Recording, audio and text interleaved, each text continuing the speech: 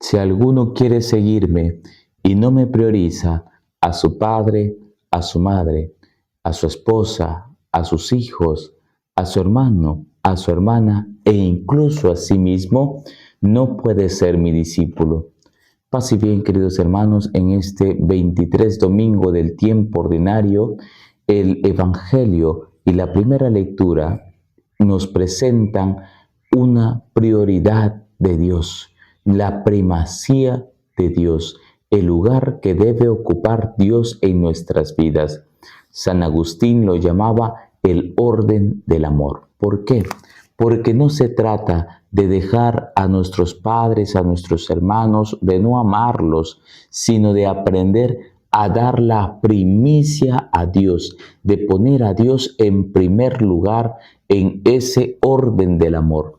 ¿Cuántas veces nosotros no recibimos, por ejemplo, una familia y en lugar de priorizar lo que ya teníamos previsto, como asistir a la Santa Eucaristía, decidimos preferir un paseo, decidimos preferir estar con la familia y olvidarnos de que teníamos ya previsto la Sagrada Eucaristía?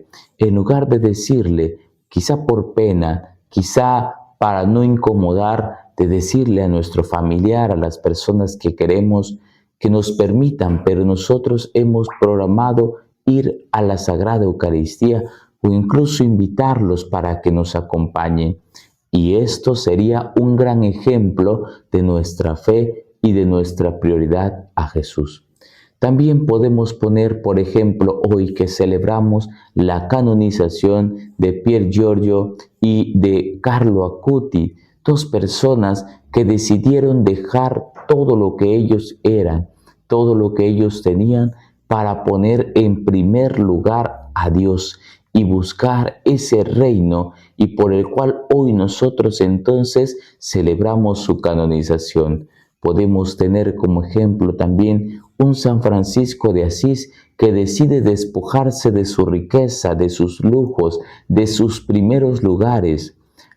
Cuando San Francisco vivía en esta opulencia, decide ir a la guerra para ser nombrado caballero, para poder tener un lugar de honor, pero se encuentra con Jesús que le cuestiona, que le lleva a entender que no era ese lugar que tenía previsto en el plan de salvación. Y San Francisco decide despojarse de todo, incluso de sus ropas que llevaban, para abrazar ahora a la hermana pobreza y decidir entregarse completamente a Jesús. Hoy estos son ejemplos que nosotros podemos llevar de esta renuncia a nuestra propia persona, a nuestros propios sueños, a nuestros propios gustos y placeres, para poner a Cristo en primer lugar. Y dice el libro de sabiduría, ¿quién hay que pueda entender a Dios? ¿Quién hay quien pueda comprender a Dios? Si ni siquiera hemos podido comprender la creación, si ni siquiera hemos podido terminar de comprender el mundo que nos rodea, cuanto más podemos comprender la existencia de Dios. Por eso nos invita y nos llama a pedir ese don que Salomón pidió cuando vio que iba a recibir un reinado, cuando vio que iba a recibir mucho dinero, mucho poder, decide pedirle a Dios el don de la sabiduría.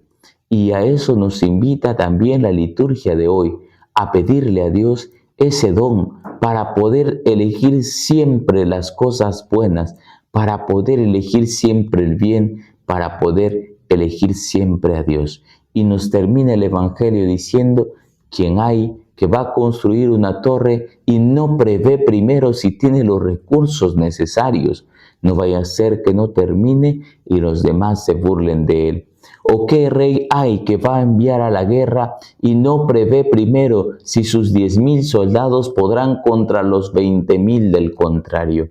Es decir, el Señor nos invita a hacer una planeación, a tomar lápiz y papel y cuestionarnos si lo que estamos haciendo es suficiente para ganar el reino de Dios.